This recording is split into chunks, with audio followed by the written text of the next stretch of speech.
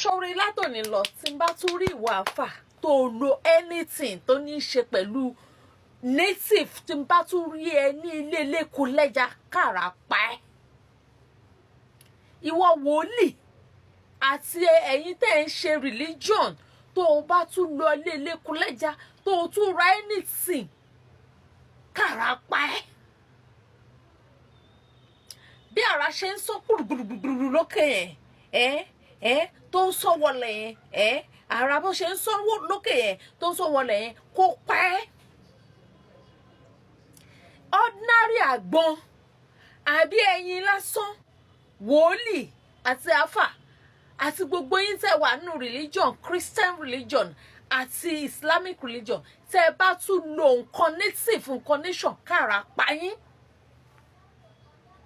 Níbo náà kọ sí nínú Quran ipe kẹ́ lọ máa ra nǹkan lékulẹ́ja, kẹ́ fi máa ṣe nǹkan, kẹ́ fi máa ṣe tò. Níbo náà kọ sí nínú Bible ipe kẹ́ lọ máa ra nǹkan àwọn lékulẹ́ja, nǹkan àwọn ìṣẹ̀ṣe, kẹ́ fi máa ṣe tò. Gbogbo yín ẹni ẹ̀sìn tẹ́ bá wà, tẹ́ bá ti ní Christian yín, ẹ dúró ti Bíbélì yín, ẹ gbọ́dọ̀ ṣe ohunkóhun tó ní í ṣe pẹ̀lú ìṣẹ̀ṣe. Ìjọkíjọ tẹ́ bá ṣe kára pa yín. Ẹ̀yin ẹ̀sìn méjèèjì, ìjọkíjọ tẹ́ bá tún ṣe anything tó jọ mọ́ ìṣẹ̀ṣe, tẹ́ bu omi lásán, tẹ́ ní kó mú ẹyin sí, àbí kó mú àgbọn, àbí kó mú màrìwò, àbí kó gbé ìkòkò kan síbi kankan fi wẹ̀, àbí kó lọ wẹ̀wẹ̀ odò kan, àbí kó lọ anything tó bá ti ní ṣe pẹ̀lú ìṣẹ̀ṣe tẹ́ bá ṣe kára pa yín. Láti wákàtí lọ bí ara ṣe ń kégbe rárá wọlé yẹn, gbogbo àáfà àti àwọn wòlíì àti Christian kankan tó bá tún lo nǹkan ìṣẹ̀ṣe, kí ẹ máa kígbe rọra, ẹ bá kẹ́ wọlé ni. Ẹ lè máa lo nǹkan ìṣẹ̀ṣe, ẹ lè máa lo nǹkan àbáwáyé, ẹ lè máa lo nǹkan àwọn bàbá wa kẹ́ tún máa insult wa. Kò ń ṣèjà o, ẹ di Bíbélì yín mú. Bíbélì yín òun ni kẹ́ ẹ gbójú lé. Àlùkùránù yín tó kọ ìtàn sí, tẹ́ máa ka ìtàn táwọn èèyàn máa ṣàmì, ìtàn tẹ́ máa kà táwọn máa ṣe àmì, òun ni kẹ́ ẹ gbójú lé. Ìjọkíjọ tẹ́ bá tún lọ ra nǹkan lọ́dọ̀ lékulẹ́ja àbí ẹ mú nǹkan kan tó jẹ́ ti ṣẹ̀ṣe kára pa yín.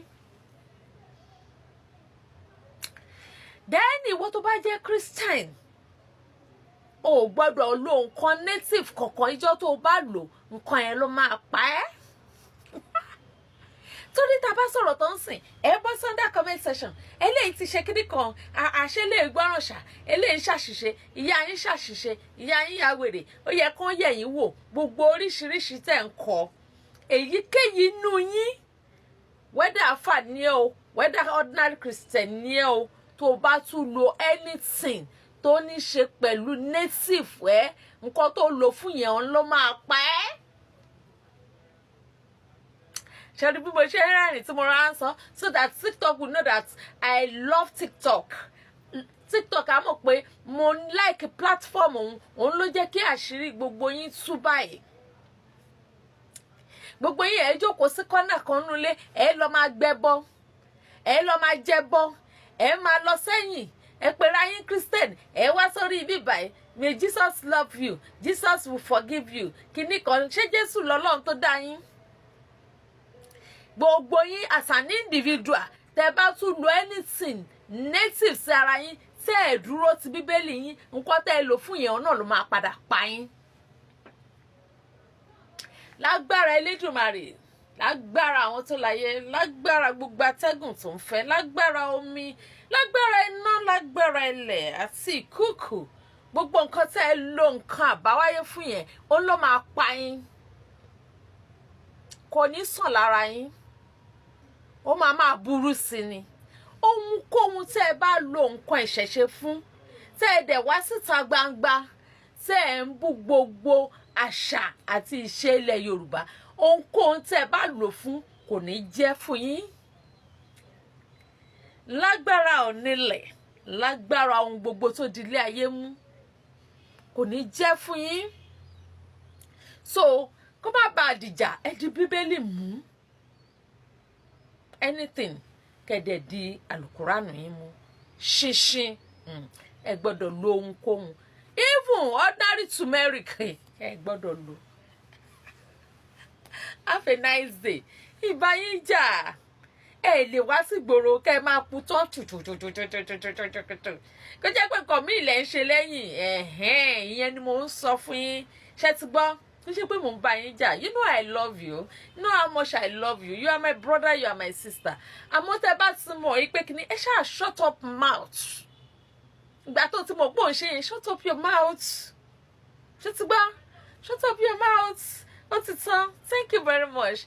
I love you all. I love TikTok. I love everyone. Have a blessed day.